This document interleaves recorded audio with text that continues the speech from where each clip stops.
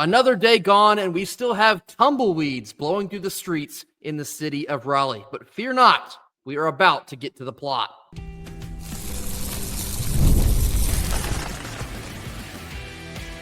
You are Locked On Wolfpack, your daily podcast on the NC State Wolfpack, part of the Locked On Podcast Network, your team every day.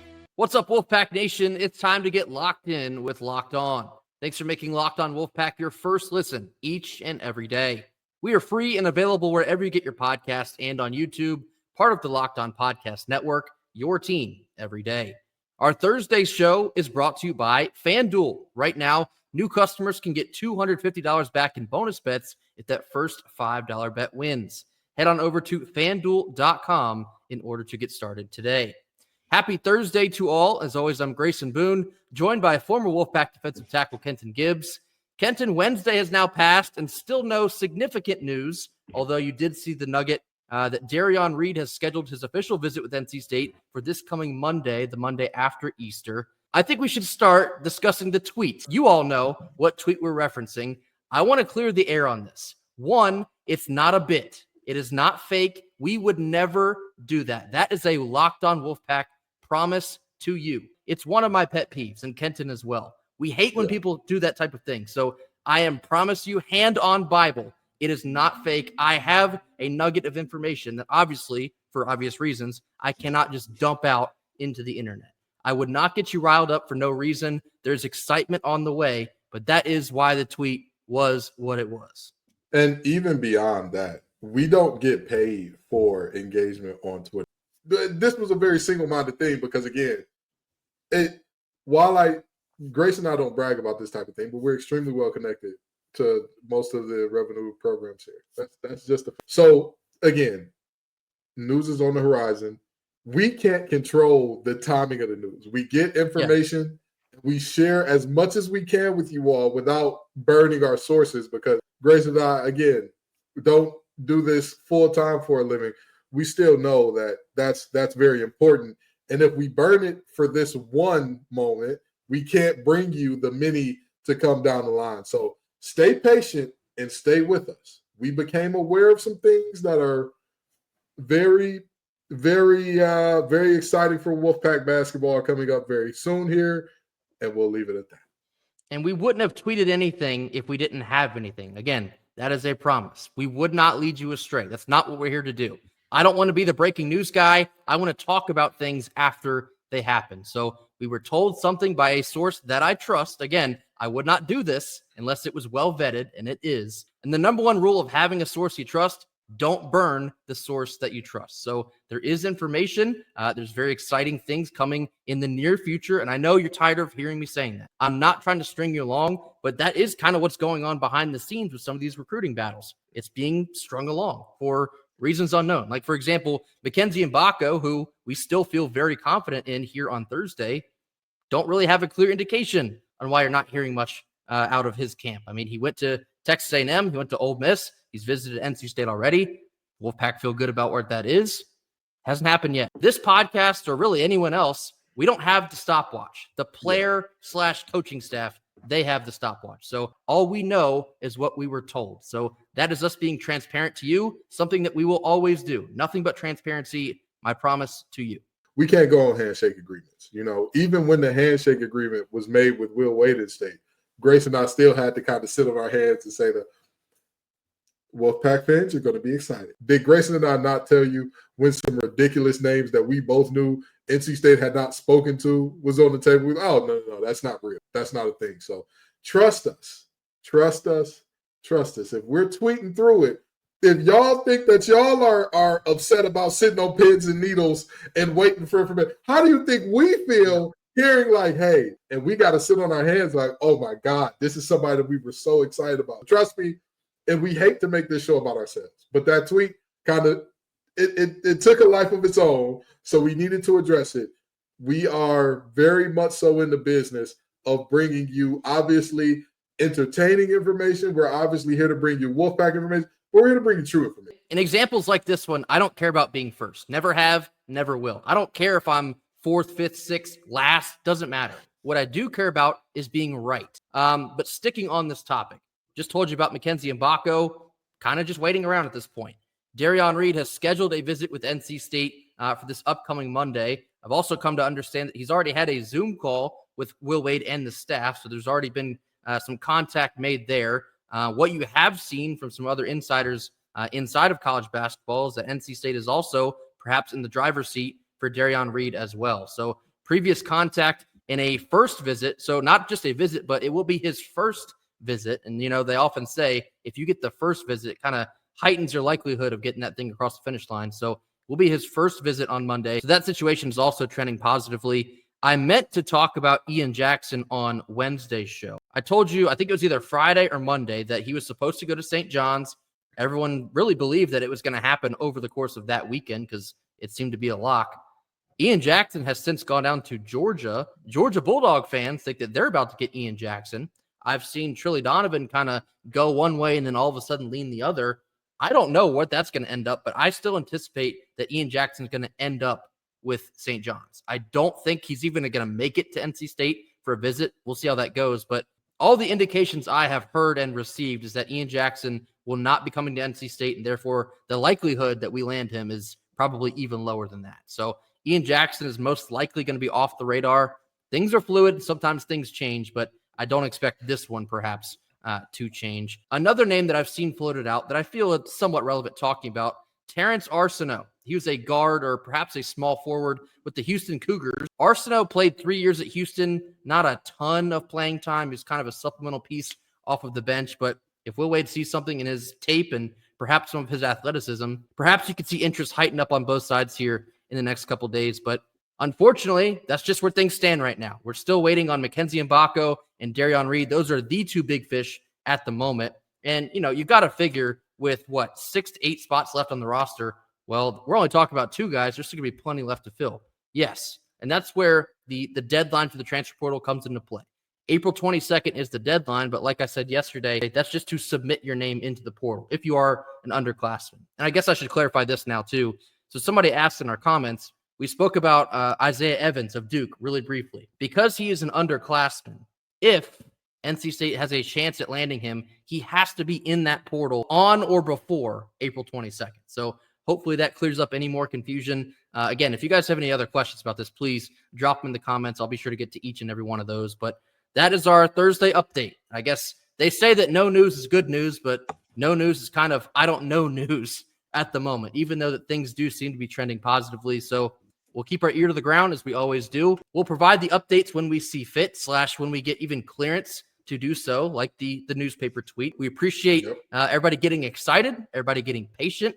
But again, we don't have the stopwatch for this thing. We just know some information that'll come out when it does. But until then, we're waiting around just like the rest of y'all are. So coming up next, we're going to switch gears into some football portal talk. Do you have concerns now that the football portal is open for business and we had 2 somewhat key offensive players decide to pack their bags? More on this after a quick word from our sponsors. Our first Thursday sponsor is Upwork. Scaling your business requires the right expertise at the right time. With Upwork, you can find specialized freelancers in marketing, development, design, and more. And these are experts that are ready to help you take your business to the next level. Upwork gives businesses flexibility by connecting them with the top freelance talent across multiple industries, including IT, AI, web development, and marketing. Whether you need extra hands for a project or a long-term partner, Upwork makes hiring simple and affordable.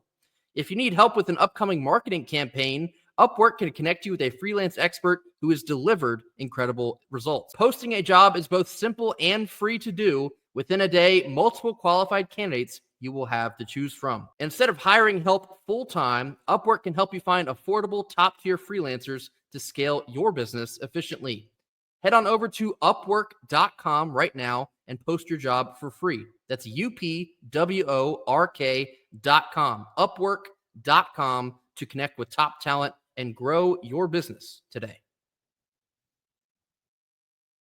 Middle portion of our Thursday show, switching gears into some football transfer portal talk.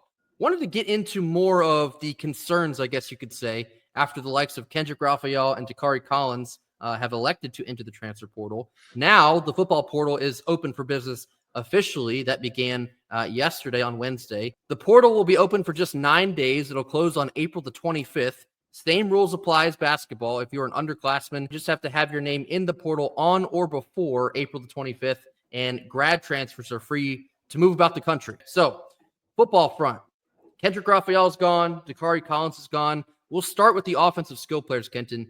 Do you see any real need or concern to go out and replace those talents? Absolutely not. Absolutely Okay. not. Interesting. Unless you can get guys that are going to come in and play for free, no. That is not where a single penny of NIL should be focused based on this current roster and the current team needs.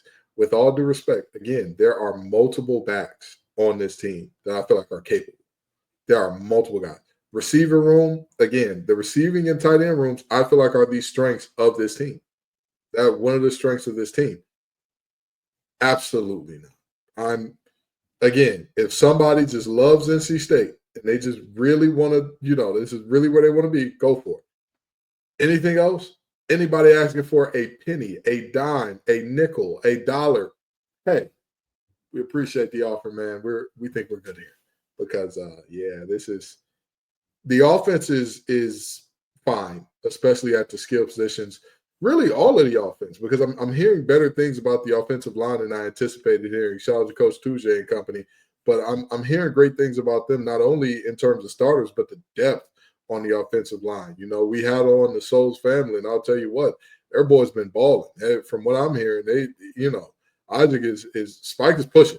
He's pushing to get some playing time there. So I'm really not concerned about literally any part of this offense at a meaningful level. I guess if I had to name a concern about the offense, maybe backup quarterback, maybe just in case if anything happens. If you had to tell me to name something, that would be my area of need because the offensive line depth is better than what we've had in quite some time. The receiving room, we've talked about how good they are. Running back room, again, Hollywood and Duke, we're good. We're good there. So if anything, I am more concerned by, okay, that's the only position we don't have more than one good one at. And obviously, knock on wood, you hope to not need your backup quarterback at any point in time, but just in case. Yeah, I think the topic of depth has really been scary for NC State these last couple of years. Obviously, we had the year we went through 4 quarterbacks and still found a way to win 8 games. We've had several key linebackers go down in the last handful of years as well. So sticking on the wide receiving core first, for me, it's a definitive no. And because you have all of that talent, you have, new guys still rising through the ranks like Jonathan Paylor. You have a Jarrell Boulder, who's a 4-star player, freshman to the program. I've heard people very high on another freshman, Teddy Hoffman, potentially getting some time in the slot. But when you have guys like Noah Rogers and Wesley Grimes and Terrell Anderson and Keenan Jackson, just to name 4 right there, not to mention Justin Jolie, who's your leading pass catcher, I'm good. I'm good on wide receivers. We spoke just the other day about how potentially this would be addition by subtraction in the small sense that you're going to be shortening the wide receiver rotation. That was one of our constant complaints last year. Now you could be seeing more consistent production from only a handful of guys, which we were all wanting to see last year. So could be okay there. I would say a little bit of a concern in the running back room, only because Duke Scott has only had, a small handful of carries, maybe if any carries at all. I can't remember off the top of my head here. And you think about, and I don't even want to say this, but fingers crossed and cross your toes too. If Hollywood Smothers gets injured, you have Duke Scott now as your really only running back option. Behind him, you have DeAndre Desnor. Perhaps you give some snaps to Jonathan Paylor in the backfield. I wouldn't necessarily hate that, but the running back depth feels a tad bit thin.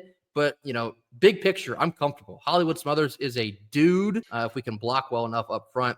And Duke Scott, we've heard a lot about him, very quietly, as you should say, this spring, and he's ready. The coaching staff believes that he's ready.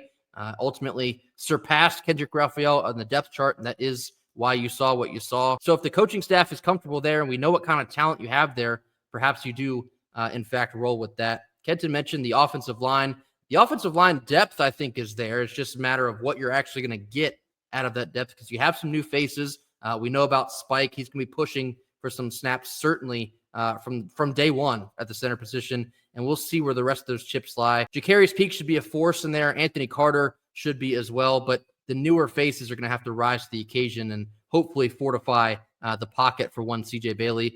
Let's now move over to the defense. And I think we all saw, at least by this point, Sterling Dixon, who's the transfer linebacker from Alabama, posted a picture of himself in surgery. I don't know as a fact as if it's season ending, but it didn't look all that great just using the optic test. So I would have to imagine he'll be out for at least a while, whether that's, I don't know, half the season, maybe none of the season, a quarter of the season. Don't have those answers for you today, but he had surgery. So that's going to keep him out for a while. We did pick up a linebacker in the portal. It was Kenny Soares from Northwestern just a couple weeks ago. Kenton, do you see a need for even more linebackers out of the portal? I guess if the price tag permits. I'm going to say this with all due respect to the current players on the defense and our current defensive coaches. There is not a single position group on this team that could not stand to get better defensively. That agree. I'm like, hey, if you got the money, use it. If you know that you can take a swing, as much as I don't care for dirty foot clubbers, you better give Bo Atkinson a call. You better call that boy up. That price tag might be a little steep. Don't care, Grayson. Don't you gotta care. Kick the tires. You got to kick the tires. I don't think you understand what I've heard about this defense. Okay, this is. I'll just put it to you this way, Grayson. You and I have both heard about 3 players transferring in the spring portal. Right. What side of the ball did all 3 play on? All 3 are defense. Do you think that's a coincidence? No, it is not. People who get paid a lot more than you and me to do this looked at the roster and said, where do we have a need? What is a place that we need to be aggressive about filling right now? And what position and what side of the ball did they come up with that needed filling right away? Defense. So I know that there's going to be some steep price tags. I know that there's going to be some, a premium pass rusher, you got to pay what you got to pay. The price is the price. It takes what it takes, okay? Because I'm concerned. I feel like we have a roster that's like, hey, games are going to be races to 40 sometimes. And the problem with that is, are we sure that we have a head coach that has the temperament for a race to 40? Because race to 40 requires aggressiveness, requires going for it on 4th down when conventional wisdom might not say so. It requires that. And I'm not sure that we have that type of mentality. And again, that's with all due respect. That I don't think we have this. So if we're talking about need, my number one need for this team, edge rusher right away. That is the biggest thing. The only thing I would say, hey, I know that this position is fairly good on the defense is defensive tackle. That's the only position where I'm like, Brandon Cleveland's got that sold up. Heard good things about him heard good things about that position group out of spring ball, but everything else defensively, secondary, get that help. Edge rusher, get that help. And edge rusher, the reason I'm so set on the edge rusher is because your front end will affect your back end before your back end affects your front end. If you have a guy that can get home quickly, he will make it so that your DBs don't have to cover for long. Right. Even if your DBs can cover for all day and tomorrow, a guy that ain't got no wiggle in the hip, ain't got no bend, club rip just ain't there. The little, he doesn't have a plethora of moves. Is a great technique with the moves that he employs. It's going to take a minute. It's going to take a little while to get home. It's funny that we're talking about smart financial options, and you also shouted out Coach Tujay. I saw that his son actually hit the transfer portal. He was a freshman at BYU, and he is a defensive end. So maybe a hometown discount would make a lot of sense in this situation. No, but seriously, no, I agree with what Kenta was telling you all there. I think if you do see any transfer portal movement here in the next couple weeks or so, it's more than likely going to be on the defensive side of the ball. And we'll talk more about some of the things we've heard from this spring and the spring game, but it is not a coincidence that the majority of the moves you're seeing are on the defensive side of the ball. We picked up 2 edge rushers. I believe it was like 2 weeks ago. We also picked up that linebacker, Kenny Soares, from Northwestern. So you can see a need for depth there. And whether it is by injury when you're looking at Sterling Dixon, or you just need other guys to step up, you need more competition at specific positions to, keep the floor of this defense rising up. And for a first-year defensive coordinator in DJ Elliott, it seems like he may have his work cut out for him. And I think that's probably why you see him bring in former players like Trey Thomas who played with him at Temple. You need that familiarity to try and, establish that culture in a quick way, because it seems like this defense may or may not need all the help they can get. So I do think the trends of the priorities from this portal is not going to change. You're going to see heavy emphasis on shoring up the defense.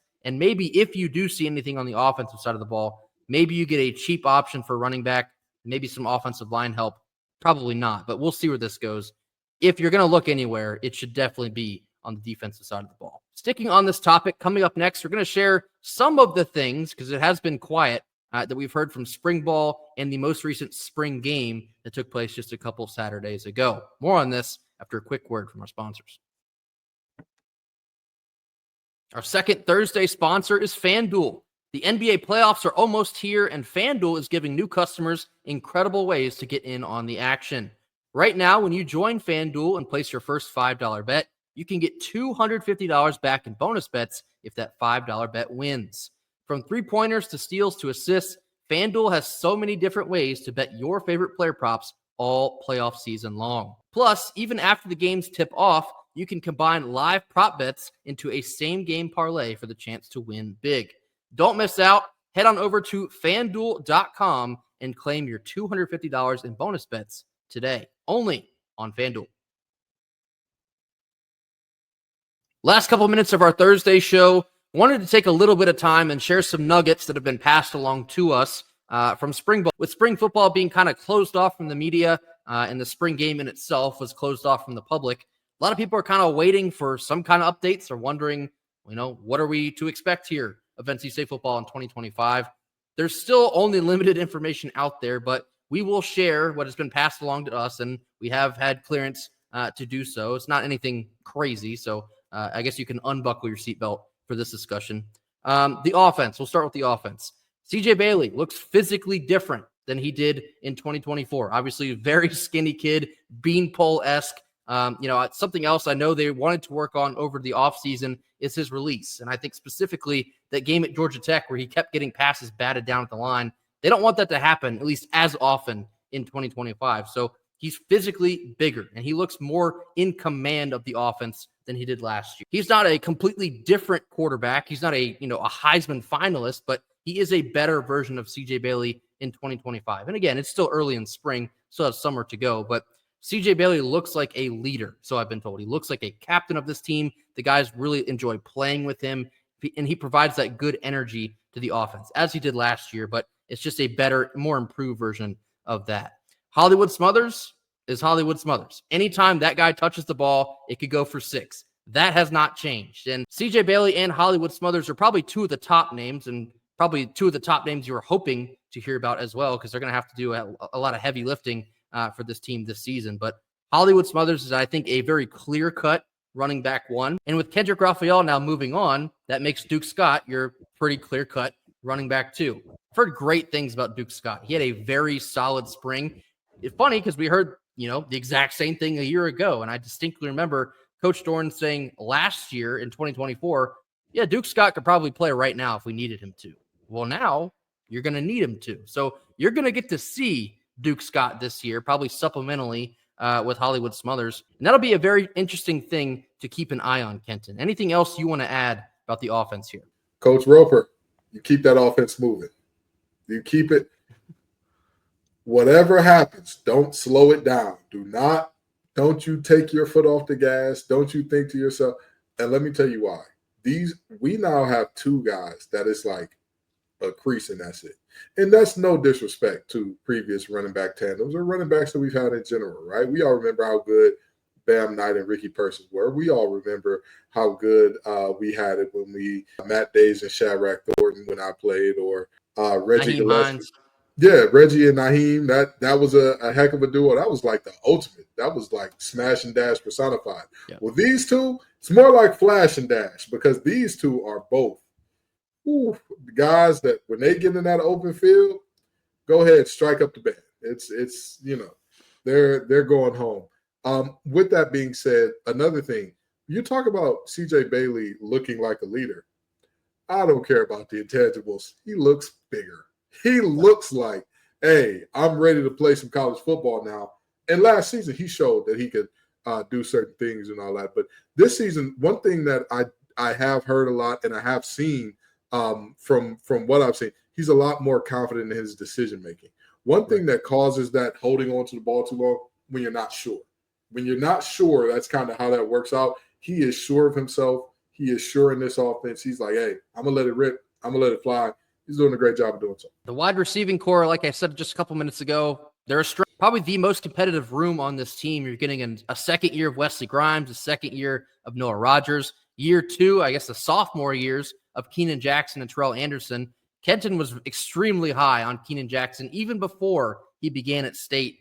This, I think, could be a year where you see that really take off. I expect Keenan Jackson to be a fixture in the wide receiving room and this Wolfpack offense. That should be an exciting name to watch. Another name that keeps coming up every time I kind of poke around and ask, Cody Hardy. And he was a tight end addition this past offseason. The reason that he is so fascinating is because the team loves his ability to both be an effective blocker, but also a pass catcher. And that leads me to my second point. If Cody Hardy can prove to be a formidable threat through the air, guess who that makes even more dangerous? Justin Jolie. Yeah. If you think you have to cover Cody Hardy, maybe you're running a twin tight end set. If Justin Jolie is unaccounted for, forget it. And I think my one and probably most prominent ask of Coach Roper now at the offensive coordinator position, you better give Seven, he wears 7 now, you better give 7 the ball. He is the best threat you have. That has not changed. If Cody Hardy can be a threat, not just as a blocker, but also as a pass catcher, that only makes Justin Jolie even more dangerous. So those two, I'm going to love seeing that combination play out here once the season rolls around. Let's talk defense. And this is something that we talked about immediately after the bowl game. We started giving a way too early preview of 2025. I guess the most clerical way I can say this is, remember when I talked about NC State possibly needing to resemble like an early 2010s Big 12 team? And what that means is I'm talking the Big 12 shootouts where they're scoring like 45, 50 plus a game. If you're picking up what I'm putting down, we might be looking at a situation like that. I've heard the defense, there's growing pains, as you would probably expect, because Tony Gibson has moved on. You have a new DC, DJ Elliott, here in year one. You've had some key guys leave the program. Obviously, that first portal deadline really stung with the DBs that exited.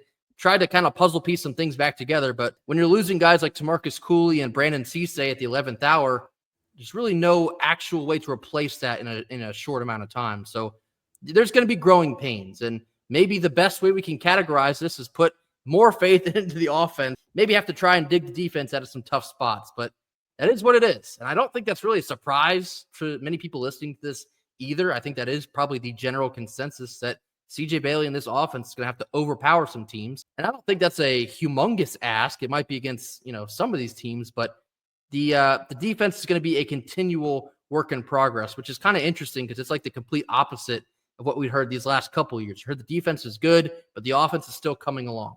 In 2025, complete opposite. The offense is leading the way. The defense is still putting the pieces together. Grayson and I, when you talk about whether or not you trust us with basketball, with football, there should be, even if we have not built up the equity for basketball, which, surprise, surprise, I believe we have, but that's neither here nor there. What have we called it wrong in football? Have we called it wrong? I mean, in the overarching thing, right? I thought that MJ Morris was the next coming. Hey, I was wrong. Things didn't work out there. Fine. I've been wrong on some individuals, right? On the overarching things, have Grayson and I been wrong? When we told you last year, hey, we need help at linebacker. If we have any injuries at linebacker, this is going to be a very tough year defensively. Well, when Caden Fordham went down, did we not? Yeah. Did we not see, when we said, hey, the defensive backfield should be one of the better parts of the team? Was it not? Yeah. We do not. I'm telling you this as somebody who's played the game for 17 years, who's covered the game for every level from high school all the way through NFL. I'm telling you, I've seen a good amount. This defense, getting home is going to be the biggest key. Right. Can they get home? Can they generate pressure? That is a question that At this point, I would say it remains unanswered. Then you're kind of put in the bind of, well, if you blitz, then that means that your DBs are going to have more one-on-one coverage. And Grayson just told you our DBs had an exodus in the spring, in the winter portal. So defense is not quite on pace with the offense yet. A lot can happen between now and fall, and that's what we'll hope for. There's a lot of new pieces, and you have a new bus driver, a new defensive coordinator. So growing pains are to be expected. And again, we don't say these things because we're never going to be wrong, because we will. That's a fact of life. We don't get on here and try and lead you astray and say, well, this is going to happen and we'll move the goalpost. No, if we're wrong, we're going to tell you we're wrong. But what we always will do is shoot you straight. That is one of our main objectives of this entire podcast, always has been. We will shoot you as straight as we possibly can. And these are some of the things that we've heard so far. The offense is more than likely going to have to do some heavy lifting, and that's not new information. We said this back in January. Unfortunately, it is still true here in April. So we're going to see how this progresses. We're going to see what does get addressed or maybe not addressed as the transfer portal is now open for business on the football front. Again, that closing date is April the 25th. Underclassmen's names just have to be in there. Grad transfers are free to move about whenever they please. So we'll keep our eyes and ears out for any additional updates on this, but that is our small nuggets of information to you because the football spring has been so very quiet. A little bit unusual, but hey, that's the way things are going these days. That will do it for us here on Thursday. As always, thank you all so much for joining us. I'm sorry we don't have more to share. Again, I wish that we did. I'm just shooting everybody straight. Like I said, we will always shoot you straight. So thank you all very much for joining us here. Be sure to hit that like button, drop your comments in the comment box, mash that subscribe button if you have not already. We're hoping for a lot more to celebrate here. And like I said yesterday I said 72 hours. I'll say 48 to 72 again here on Thursday. Things are coming. Trust the process. Trust will wait. Things are coming. Mash that subscribe button if you have not already. We'll catch y'all tomorrow on Friday for more. And until then, go Pack. Go Pack.